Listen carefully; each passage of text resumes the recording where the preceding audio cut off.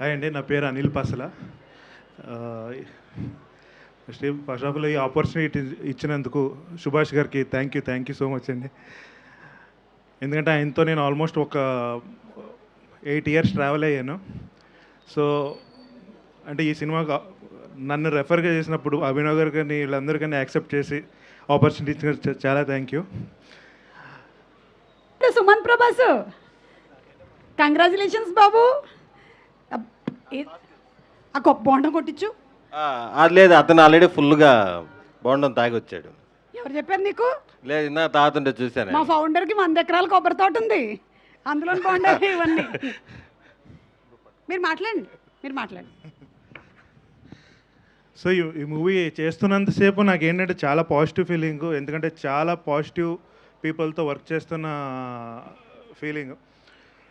సుభాష్ గారు ఆయనకు కావాల్సింది లాస్ట్ మినిట్ వరకు ఆయన ఏం కావాలో అవన్నీ తెచ్చుకుంటారు. చాలా కూల్గా కష్టపెడతారు మమ్మల్ని, చాలా కూల్గా ఇష్టంగా కష్టపెడతారు.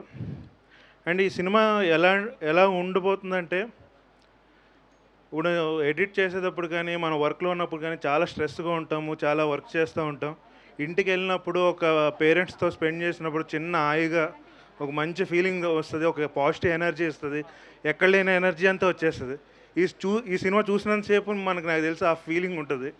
ఒక మంచి పాజిటివ్గా సినిమా నుంచి బయటకు వస్తలే ఒక పాజిటివ్ థాట్స్తో బయటకు వస్తామని నా ఫీలింగ్. చూస్తున్నంతసేపు ఒక చిరునవ్వు ఉంటుంది ముఖంలో.